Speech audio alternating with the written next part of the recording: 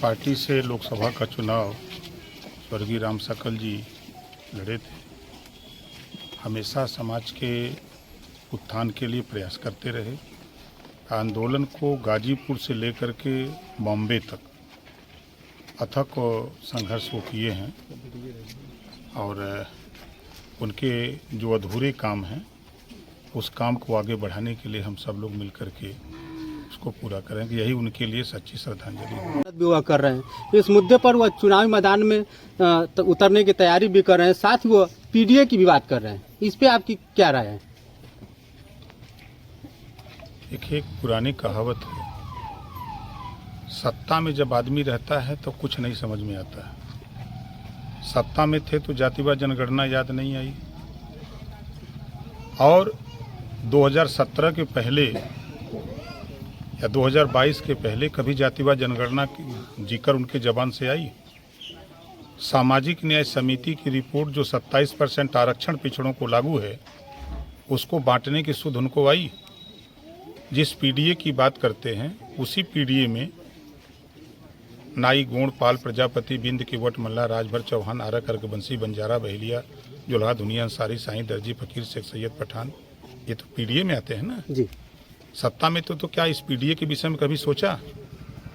याद नहीं आता है। सत्ता से बाहर होने के बाद तब लोगों को पीडीए याद आता है, डीडीए याद आता है, सारी चीज़ें याद आती हैं, उसमें चश्मे बदल जाते हैं। तो उनके पीडीए अब फेल है। उसका उदाहरण 2022 के चुनाव में आप देखिए। वो जब से अध्यक्ष बने हैं, माननीय मुलायम सिंह जी ने कहा है ना कि देश में मैं पहला नेता हूं जो अपने बेटे को सीएम बनाया, वो हमारा नहीं हुआ, चाचा का मंत्री पद से हटा के चाचा का नहीं हुआ, तो वो देश में किसी का नहीं हो सकता है। तो पीडीए का क्या होगा?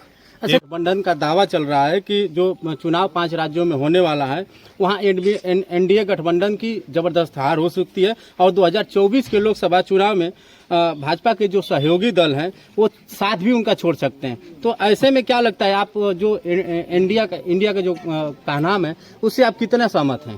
देखिए, उस कंपनी में जितने लोग भर्ती हैं वो ईडी सीबीआई से डरने वाली कंपनी है।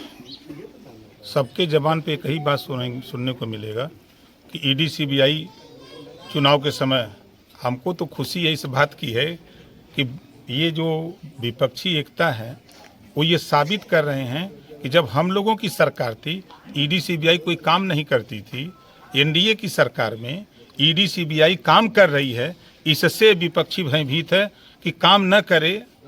हम लोग जो लूटमार एंड कंपनी के लोग हैं, हम लोग जो इस तरह की सरकार में रह करके जो कारनामा किए हैं उसी की न जांच करती है। तो उन लोगों की सरकार में तो वो जांच नहीं किया। कम से कम एनडीए की सरकार जो है दिल्ली में मोदी जी के नेतृत्व में और योगी जी के नेतृत्व में कम से कम जांच हो रही है, तो पिरात काहे के रहा? अच्छा विधायक जी, अभी आप देवरिया गए हुए थे लेटेस्ट में, और कहे तो वहाँ पे आप पीड़ितों के परिजन से भी मिले, लेकिन अब चर्चा है कि बुलडोजर की कार्रवाई की जाएगी, इस पर क्या कहेंगे? सबसे ज्यादा चर्चा तो आप ही लोग करते हो बुलडोजर की। देखो, ऐसी कोई बात नहीं है। देश कानून से चल रहा है, कानून के दायरे में सारी चीज़ें हो रही हैं। मैं फिर दोहरा रहा हूं कि दोनों पक्षों से मैं मिला हूं, दोनों पक्षों को आश्वासन दिया हूं कि किसी के साथ अन्याय नहीं होगा। जो न्याय होगा, जांच हो रही है। जो पूर्व में जिन लोगों ने दोषी काम नहीं किया, दोषी पाए गए, 15 पूर्व और वर्तमान एसडीएम, एसओ, एसएचओ, सीओ सब सस्पेंड हो गए। जिसको अभी परसों नरसों एक और सज्जन सस्पेंड में 16 लोग हो गए। तो सरकार कटिबद्ध है न्याय देने के लिए। दोनों पक्षों की जांच हो रही है, जो छन के आएगा वो कार्रवाई होगी। देखा जाए मंत्री जी, जो भाजपा के ही सांसद पर वो सरकार की बुलडोजर नीति है वह कहीं ना कहीं गलत है, और इस तरह या बुलडोज किसी मकान बनाने में कितना समय लगता है, कितने मेहनतें करनी पड़ती है, तो बुलडोजर नीति को उन्होंने इस तरह का सवाल किया है सरकार से। क्या कुछ कहेंगे आप? देखिए, आप लोग उनके बयान का बाल का खाल निकाल रहे हैं। उनके बयान को पढ़िए, सुनिए जरा। देखिए, यही होता है ना कि आप लोग ऐसे मास्टर माइंड हो भाई कि बाल का खाल निकाल देते हो।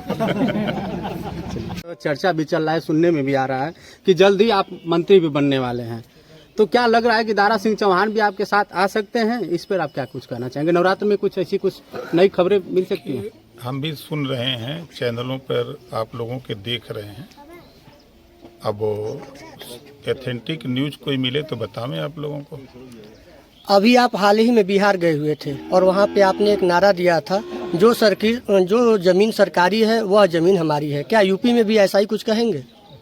देखिए, उस नारे का उद्देश्य समझिए कि 60% बिहार में भूमिहीन लोग हैं। 100 व्यक्ति अगर 100 परिवार है तो 60 परिवार भूमिहीन है, और 100% में 4% किसान हैं, शेष मजदूर किसान हैं, भूमिहीन किसान हैं। बसने के लिए ज़मीन नहीं है, सरकारी ज़मीनों पर बड़े बड़े जमींदारों का कब्जा है। तो जो सरकारी ज़मीन है, अगर उनको आवास के लिए 5 डिसमिल आवंटन कर दी सरकार, जैसे अमीरों को फैक्ट्री लगाने के लिए देती है, उसी तरह वहाँ के गरीबों को 5 डिसमिल ज़मीन आवास के लिए, जो सरकारी ज़मीनें हैं वो कृषि आवंटन के लिए, उनको पट्टा कराने के लिए, गरीब अशिक्षित है। वहाँ सबसे ज़्यादा, आप भी समझ रहे हैं, पूरा देश जानता है कि सबसे ज़्यादा शिक्षा बिहार में है, लेकिन वहीं सबसे ज़्यादा IAS और IPS भी बिहार में पैदा होते हैं। तो अशिक्षा के वजह से वो जिस भाषा में समझते हैं, हम उनको उस भाषा में समझाने का प्रयास करते हैं कि भाई जो सरकारी ज़मीनें छूटी हैं, लोग कब्जा किए हैं, वो ज़मीन हम आपको दिलवाना चाहते हैं। आप संगठन बनाओ, तैयारी करो। आने वाले दिनों में जब 25 का चुनाव होगा विधानसभा का, आप 10 MLA पैदा